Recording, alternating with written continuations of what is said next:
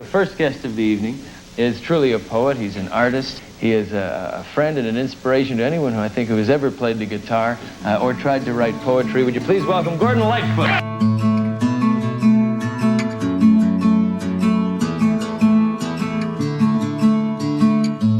Seven islands to the high side of the bay cross the bay, to the sunset through the blue light of a fiery autumn haze. We went walking on the high side of the bay on a chilly morn, and we saw how leaves had fallen on the beds where trees are born. This is Carefree Highway Revisited, the show that celebrates the work of Gordon Lightfoot song by song, with all episodes available at www.lightfootpodcast.com. I'm your host, Mike Messner, and along with me today is a fellow Lightfoot fan from Buffalo, New York, making his second appearance on the show, John Kaloga. John, thank you so much for joining me today. Michael, it's a pleasure to be here. Now, you were with us a couple of seasons ago to discuss the song Now and Then, so it's been 2, maybe 3 years. So what's new and exciting with you these days? Well, I'm still doing my work, but from a musical standpoint, I've been trying to catch as much live music as possible. I've gone the last couple of years to the Newport Folk Festival, which is a wonderful thing if you ever get a chance to do that. And just been trying to keep my ears open for new and exciting and great music. Well, I like your attitude, and a good thing to do, both the working and the listening to new music. I'm doing the same thing myself.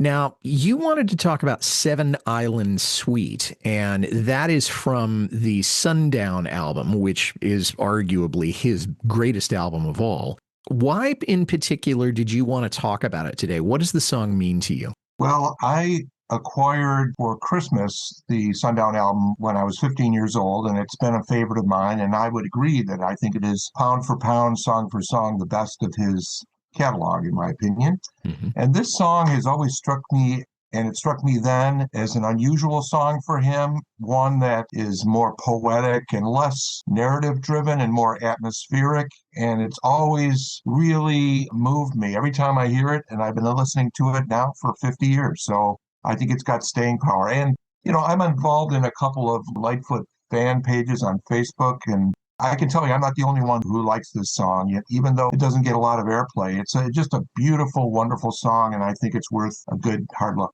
Yeah, it really is a meditative quality to it, or a reflective quality to it. As you said, it's not a narrative in the sense that it doesn't have a beginning, middle, and end. It really is a suite of things with parts of various songs that have different feels. It has a very extensive set of lyrics. Lightfoot didn't write a whole lot of really long songs. He wrote a handful, but this one is a really fun listen. And Jennings described Seven Island Suite as ambitious. We'll talk a little bit more about what else he said in the book, but I think ambitious is probably as good a way to describe it as any. Would you agree with that? I do. I think it really gets into sort of philosophical questions in a more direct way than usual for him. And in my own mind, I associate this song, not necessarily thematically, but just vibe-wise, if I can use that phrase, with a song like The Soul is a Rock, which also, it's somewhat unclear to know exactly what he's saying, but there are clearly profound questions being asked and considered. And Seven Island Suite, I think, just really is such a beautiful and evocative song that it succeeds on so many levels. When is the best time of the day or the best activity for you to be listening to this? Is there something that you would want to be doing while you're listening to this, or could you just sit and listen to it? What's the best setting where it could be the soundtrack to a part of John's life? Well, I would say, since the song references autumn and fall, I feel that it would be best listened to in the fall, probably in an early evening as the leaves are changing and the sun is going down, and maybe you have a glass of wine in your hand or some other beverage of choice. It's not a song, I don't think, that's very active. It's definitely a meditative song, a song to kind of unwind and let the mind wander a little bit. Yeah, I agree with you. I'm thinking an hour before sundown. I hadn't thought that it had to be in autumn, but I think that makes sense. And you're mentioning that it would be in the early evening. And of course, it's ironic because it is on the Sundown album, and you and I are thinking about listening to it in the late afternoon, not long before the sun goes down. Jennings said that the song was inspired by Gordon's sailing trips around Georgian Bay, and I'm quoting directly here. The awe and wonder of witnessing natural beauty, but it also serves as a cautionary tale, as Lightfoot contrasts the idyllic setting with materialistic pursuits, unquote. Is there anything we can add to that in terms of the origins of the song, or does that sum it up? Well, I think the song definitely references Lightfoot's great love of the outdoors and particularly the wilds of the North. And I do think, for me anyway, I get the sense that Lightfoot, perhaps being a small town guy himself, is a little bit wary of city life and the trappings of city life. And so it seems to contrast the pitfalls and betrayals, etc., that one can experience in the city setting with other people with the kind of purer, more lovely settings of nature. I agree with you. And I hadn't thought about the fact that he, being a small town kid, would see that. And I think part of the reason that he can look at both of those perspectives is that he's been a not particularly well-off suburban kid, and he also knows what city life is like when you've been financially successful. And that's part of the reason why he's able to be so masterful with this. Let's take a deep dive into the lyrics. 7 islands to the high side of the bay cross the bay. Now, we know that he's talking about Georgian Bay, which is where he would take his sailing and maybe his canoeing trips. It's off of Port McNichol, where Lake Huron turns into this bay. And he also says, of the bay, cross the bay. I thought that was kind of poetic license. John, have you ever been to that part of Canada? Do you know the geography of the place he's talking about? I don't, but one of my kids, my son, has been for many years a counselor at a canoe camp in Northern Ontario. And he has led trips that have lasted as long as 600 miles and 40 days up to Hudson Bay. And so I've seen lots of video and photos from that area. I have been to portions of Georgian Bay, but not that particular area. So I'm generally familiar with it. It's a beautiful area. It's known in Canada as cottage country. It is a lovely place, and it's not too far from the hustle and bustle of Toronto. And so for Lightfoot, it has sort of the best of both worlds to have access to both of those. Yes, and having been brought up in Orillia, I mean, he did have access to the wilderness, if you will, of Ontario, and then also Toronto. To the sunset through the blue light of a fiery autumn haze. This is a little contradictory. How can something fiery have blue light going through it? Is this just poetic license? I think there's a spectrum of light in flame, I think, when you look at a fire in a fireplace or in a fire pit. The way I think about it is it's talking about the haze, and the haze can have a bluish tint, I think. As the sun goes down, you have, a spectrum of colors on the horizon. And I do think it's a very poetic use of language by Lightfoot here. In fact, this first phrase, all of this, 7 islands to the high side, it's not really a sentence. It's just a bunch of phrases that sort of tries to center you into an area that he's talking about. Yeah. It's not really trying to say anything except to kind of create a panorama, in my opinion. That's the way I think of it. That was the way that I wrote songs when I was the age that Lightfoot was when he was writing this, is that it was, I don't want to say stream of consciousness, but it was certainly images that I tried to connect together. I didn't ever do as well as Lightfoot did, but I can understand what you're saying. Right. We went walking on the high side of the bay on a chilly morn, and we saw how leaves had fallen on the beds where trees are born. To me, it's just kind of a poetic way of saying that he was seeing leaves that had fallen off the trees, and that's consistent with the setting of autumn. But it's a lot more beautiful when he says it the way he does than just saying, we saw a bunch of leaves. I agree. And also, when he makes reference to the high side of the bay, the high side of the bay, as I understand it, is the side of the bay that's closest to the source of the water that fills the bay. So in a way, I think of it as a poetic way of saying, I'm getting back to something that's basic, that's the source of the good things that we have by focusing on the high side of the bay, not the low side of the bay, and getting back to basics, kind of. I really am glad that you jumped at that, the high side versus the low side.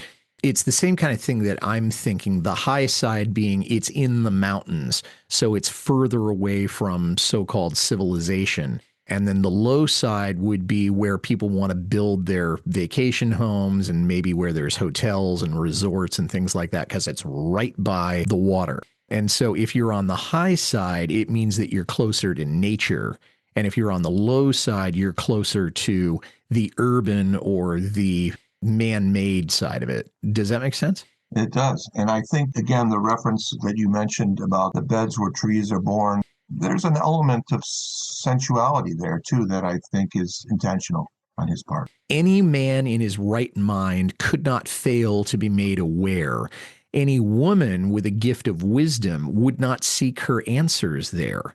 Now, that's interesting in that there is a certain amount of sensuality there, but I guess I'm wondering, why would women not seek their answers there and men would have a different reaction? Is he commenting on the way the two genders operate? Where is that coming from? That's a good question. I do not know. One could read it as a kind of misogynist statement. I prefer to think of it as that you can't really find answers in the sense of answers to logical questions. There's mystery there. There's not a place for answers. There's more of a place for bigger truths that really can't be expressed. That's the way I think of it. I don't really see the tone of this song as being sort of anti-woman or suggesting that women are not capable of, understanding anything. It is a peculiar turn of phrase. I sort of think of it that way. I think of it as the answers are hard to find, but it raises many interesting and wonderful questions and mysteries. Maybe when I can talk to one of my female guests, I'll ask them to chime in on that because they'd have a better perspective than you and I would. 7 islands to the high side of the bay, if you're looking west. To the sunset, you can see it, all in fiery autumn dress.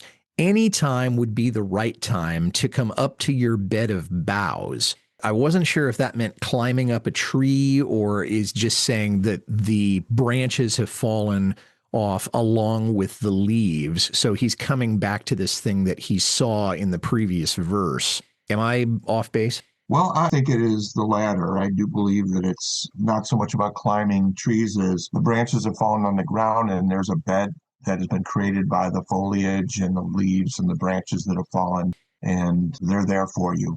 I just love the way that he's using that rhyme. Bed of boughs to be aroused. Who else but Lightfoot would be using those two words in that particular context? I just absolutely love the fact that he's doing this.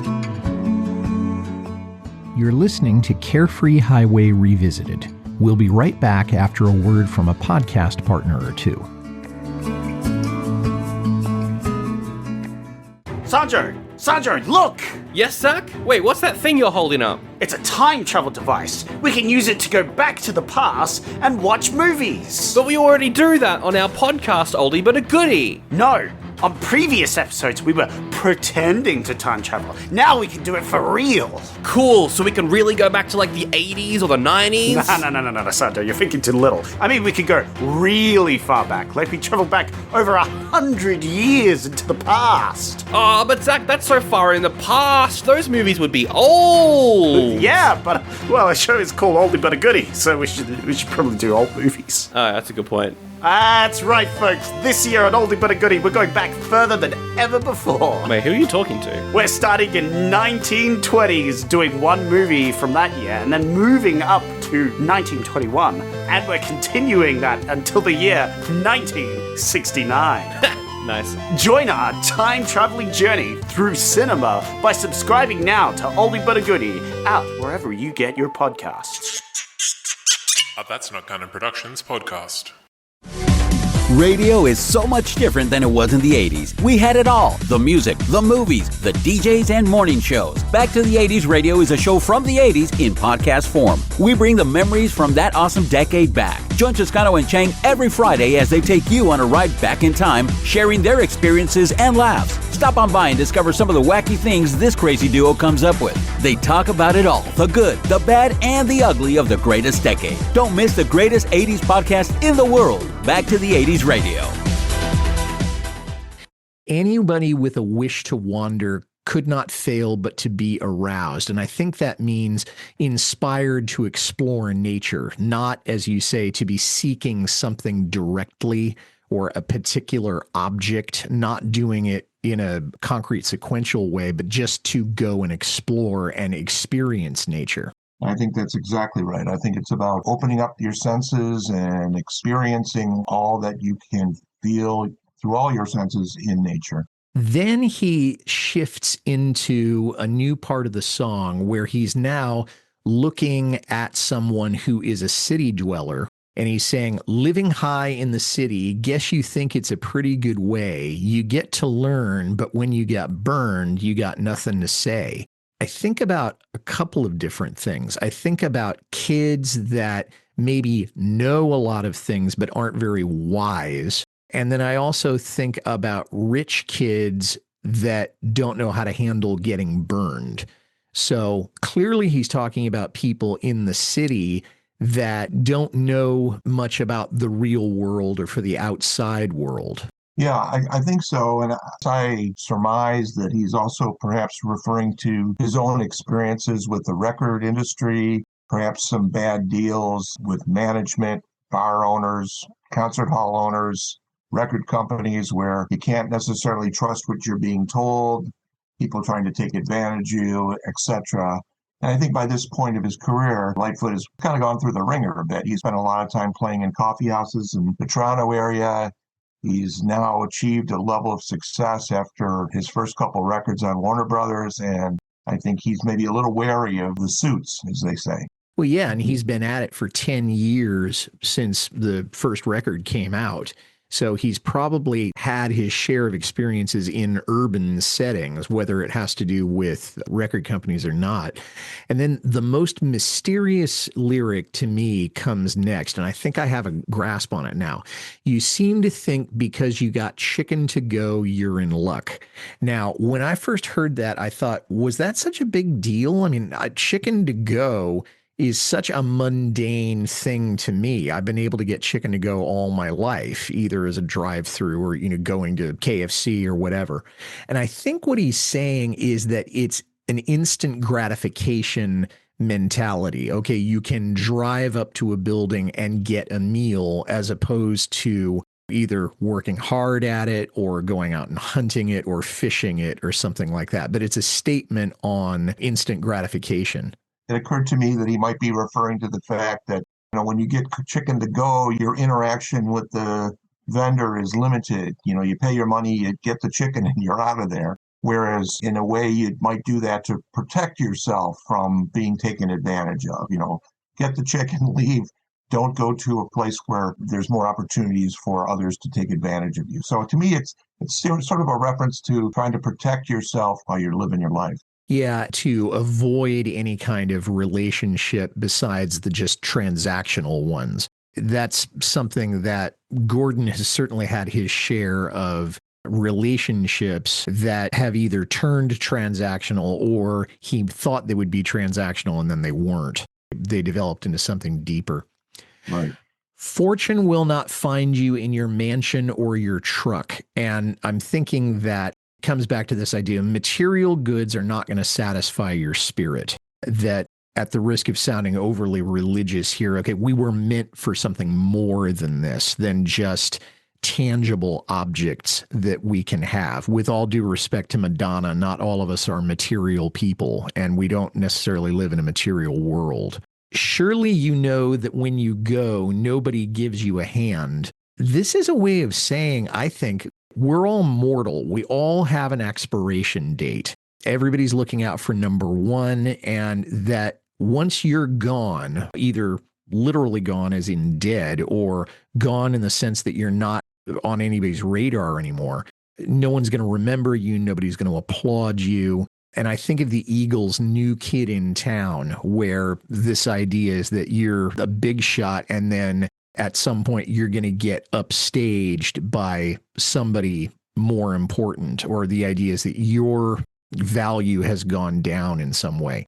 I think that's correct. And I also think he may be referring to the fact that, as they say, in the end, everyone is alone in a way. You know, you're on your own ultimately. Your brother's not going to save you. There's a lot of things that others are not going to necessarily step up when you need them. And to me, again, it suggests a certain wariness on his part, perhaps because of life experiences that he's had, that ultimately there's a few people you can actually trust to help you through the end. Somebody once said that if you can look around and you have 5 people in your life that you can really call close friends, then you're very, very blessed. And I think that's probably true. Yeah. Think of the air you're breathing in. Think about the time you waste. And it really is about time. And David Crosby said it. He said that time is the ultimate currency, and it really is all that we have at the end of the day. And then maybe the most poignant line, which is think of the right and wrong and consider the frown on your face. And the intimation is that you have all of this material blessing, but you're still not happy. You notice that in those last 2 lines, he's used the command, think about this, that, and the other. He's used that 4 times in those 2 lines. So he's really trying to get the attention of his listener, don't you think? Yeah, I do think that. And I think what he's trying to say is we need to really focus on the basics, you know, and this is sort of connects with the 7 islands. Fortune will not find you in your mansion turned to gold. Brothers will desert you when your nights turn long and cold. And so you're right, John. It comes back to this idea that people that you need are not necessarily going to be there when you need them. Yeah, even when your mansions turn to gold, you can't necessarily expect that they will do for you what you need. I would imagine, I've never been fortunate to have this experience, but when you have a certain amount of success, as he did around that time, he must wonder to himself, who are my real friends, or who are my friends who are here because they're trying to get a little piece of this action, basically. Yeah, get over on me or use me for contacts or money or whatever. Yeah. I think every celebrity, if they were honest, would say that they've been through that experience to some extent. If you feel it, you better believe it. And it sounds like he's asking his audience or his listener to tune into what your conscience is saying, your inner guide, your spirit, whatever you want to call it. If you're feeling something, don't ignore that because it may be trying to tell you something. You're going to see it. Do you really know? Now, when he's saying it, is he talking about nature? What is he talking about when he's saying you're going to see it? That's a good question. I think of it as you use the word spirit. I think he's talking about a spirit, some kind of a basic, primeval, elementary feeling or entity that you should connect to for true happiness. Yeah, because if you have all the money in the world and your conscience is, shall we say, defiled, or it is getting after you for something, all the money in the world is not going to buy you a good night's sleep. And you have to be able to live with yourself in that regard. Right. Yep. And then here we come to your favorite part of the lyrics. It is rising like a feather, dipping and dancing from below. Now, it's a beautiful image. Why do you like it in the context of this song? Well, again, it connects to the nature and obviously the birds that he may have seen in the bay. And there's something beautiful and kind of unforced about it that I like. The idea that the feather that sort of just drifts along with nature, it goes where the wind takes it. There's something unforced that's right in some way and elegant and gentle. I mean, all of those things are evoked by this word. And I think it's sort of a perfect moment in the song. It does give the idea that there's nothing holding this thing down. Yes, it is light, but it also is free. There's nothing that is obligating it to do this or that. I couldn't help but think of the opening credits to Forrest Gump when I heard this. And I don't know if that was the intention of the person who directed Forrest Gump, but it does give me this idea of weightlessness, of not being stuck someplace, which is what the city dweller might be in this paradigm. For me, this is going a little far afield, but I'm a big fan also of Leonard Cohen. Mm-hmm. And Leonard Cohen has a novel that I like very much called Beautiful Losers. In that book, there's a little meditation on what is a saint. And a saint, he says, is someone who traverses the world like an escaped ski, moving over the contours of a hill, unforced, and doesn't try to set the world in order, but follows a natural path. I have the same feeling about this very short lyric by Lightfoot, that there's something natural, unforced, and lovely, and correct and proper and unassailable. Since we went far afield, I'll go even further afield before we get back to the lyrics. There was a movement in the 19th century in the United States called the Transcendental Movement, wherein people really looked for God in nature, not meaning that they worshiped nature, but that they saw evidence of God in nature, in the order, in the simplicity, in the beauty, in all of those things. And somebody much smarter than I is probably going to write an essay for some music journal called Lightfoot the Transcendentalist, because especially in this song, he's really making this beautiful contrast between what is man-made and what is natural. And we've been talking about that also. Thank you. There's a new wave that is breaking in the wake of a passing ship. And there's no pun here, but this is a wake-up call. I mean, the world is changing. The world is trying to show you the beauty of nature, and you're sitting there and counting your gold pieces. There's something going on that you're missing. And it seems like Lightfoot is kind of, again, as this is still in this section of the song, tapping his listener on the shoulder saying, look, there's more to life than chicken to go and living in the city. I think that's exactly right. And as I recall, when in this part of the recording, the music sort of swells. And I definitely get the feeling this is an important moment in the narrative of the song, so to speak, where he's trying to make a point and inspire the listener. Yeah, I think there is a crescendo there, which may or may not mean that he's saying, hey, listen up, but it's just the natural flow of the song. So I think he and Lenny Waronker produced this. So I'm going to have to look back on that, but that makes sense.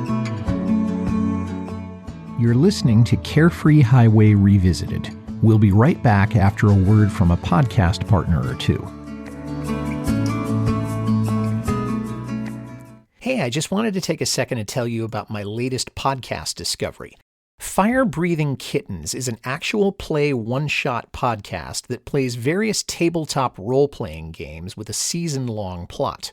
Because there's a beginning and an end to each week's story, you can start at any episode. Yeah, you won't miss a thing. Every week has a different combination of 4 from the same rotating cast of people. Join Fire-Breathing Kittens as they solve detective mysteries, attempt comedic banter, and enjoy friendship. That's Fire-Breathing Kittens podcast. Check it out. Is that song really a cover? What instrument are they playing there? What do those crazy lyrics mean? If you're the kind of person who thinks about stuff like that, you're in luck because I've got just the podcast for you. How Good It Is chooses a single song each episode and takes a dive into the story behind the song and the artist who made it famous. I'm Claude Call. You can find me in your favorite podcast software or just point your browser to howgooditis.com. How good it is. Every nation gonna be shaken. Put it together. Don't let it slip. And this sounds a little prophetic. It does sound a little bit like great earthquake in the book of Revelation or something. But it also means, I think, a return to this idea of mortality. None of this gets out of this thing alive. Put it together, live your life, put these pieces of the world together. We're not asking you to abandon everything and go live in the wilderness as a hermit, but put it together. Don't seal yourself off from one portion of life.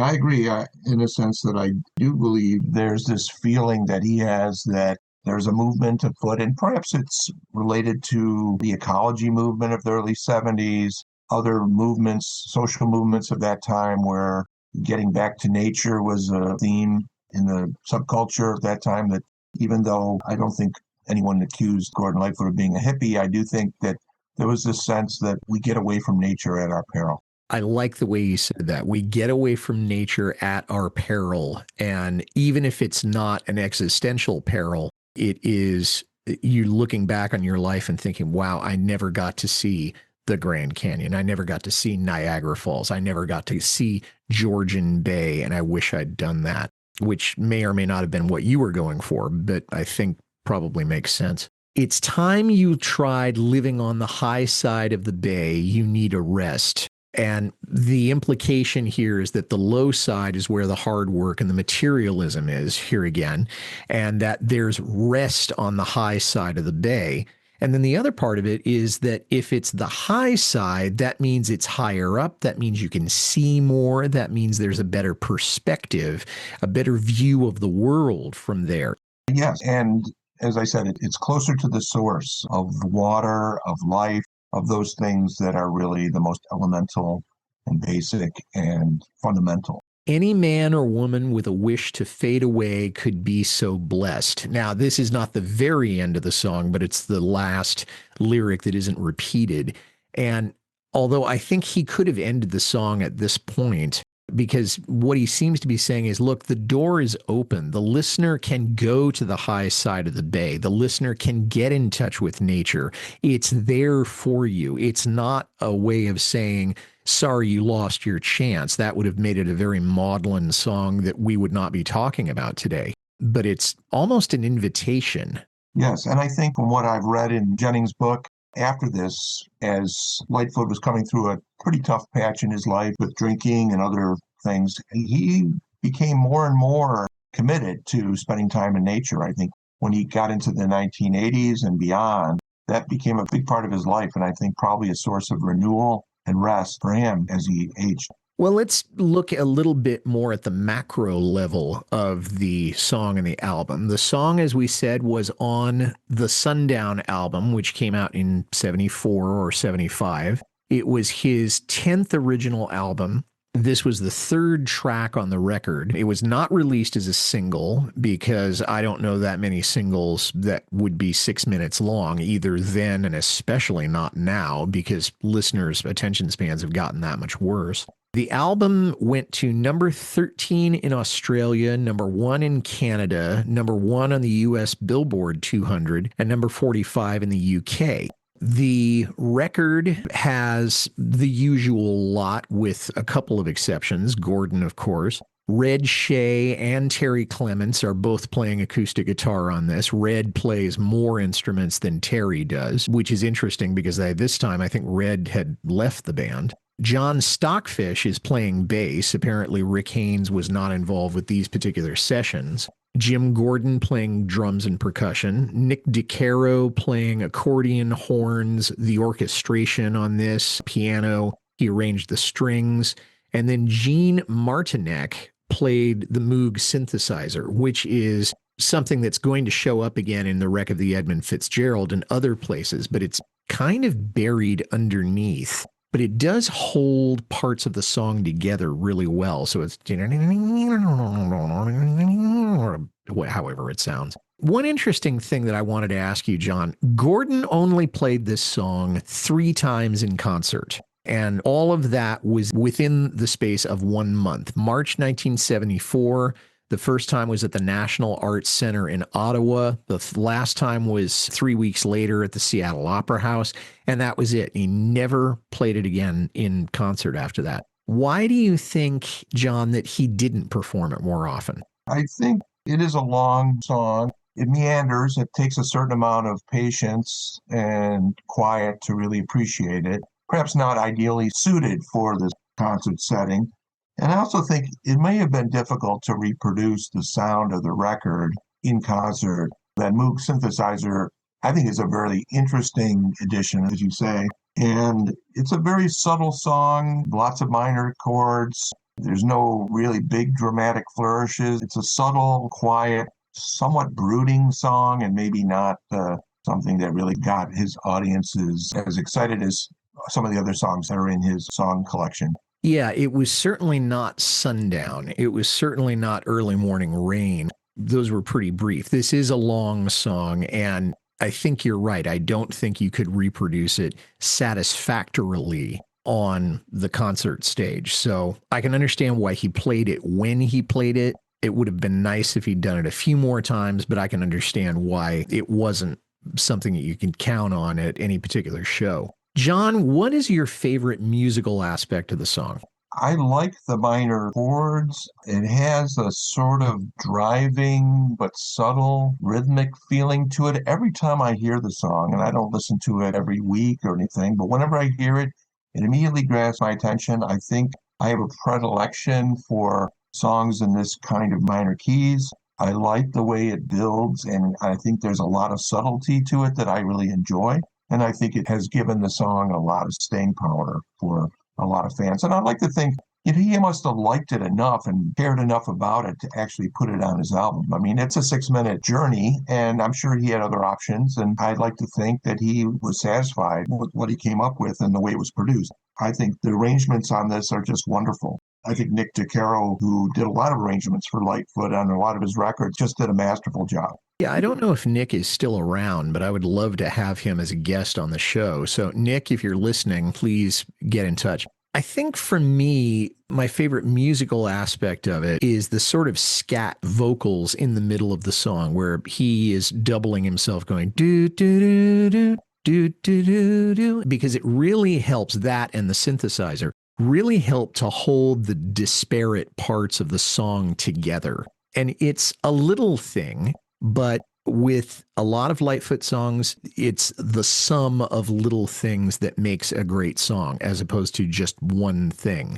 And in that sense, I think Lightfoot is a lot more multidimensional than a lot of other musicians. There were no official covers of this song that I could find anywhere. So, John, my question to you is two-part. One, do you know of any that I may have missed? And the other part of it is, who would you like to hear cover this song from more modern music or any kind of music since or during Lightfoot? I am not aware of any covers of this song, except I have seen on YouTube some fans cover it. Clearly non-professionals and done with love, but not any recording artists that we would know. In terms of who I would like to see do it, there's a guy, I think he's from Nova Scotia. His name is J.P. Cormier. I don't know if you know him. Yeah, I know him. Yeah. He's recorded a lot of Lightfoot songs. I think he would do an awesome job of this. I've stumbled upon some of his recordings of Lightfoot music, and I think he does a wonderful job.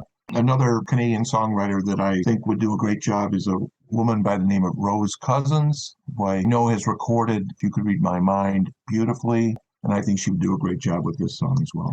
Don't know her, but yeah, J.P. Cormier could do a really good job on this one, I think, if he made it his own. I mean, if he was just going to repeat what Lightfoot did, maybe not, but I would like to hear him do that. I think CSNY could have done a really good job on this when they were in their vocal prime. So we're talking about from, let's say, 70 to about 77. That is assuming that they would play anybody else's song except their own or something that Joni Mitchell had written. But I can hear the harmonies there. And Gordon really didn't do a whole lot of singing with other artists. But I think CSNY, I think, could have done a very nice job with this if they'd known about it or if they'd wanted to do it.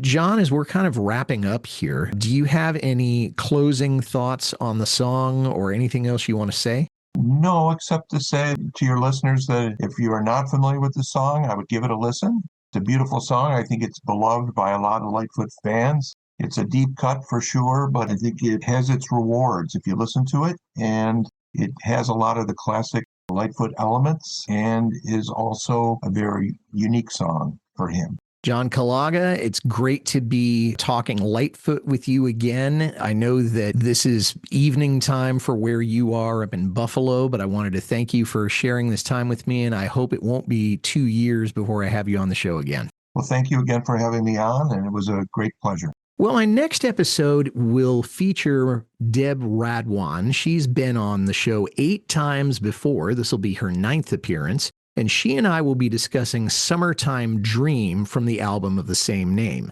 And that episode will be coming out on or about the third week of February 2026. You can find all our episodes on www.lightfootpodcast.com, and I hope you'll tell someone about the show and give it a positive review wherever you get your listening matter. Until we meet again, this is Mike Messner reminding you, run for the roses, but don't forget to stop and smell them. We'll see you next time along the Carefree Highway.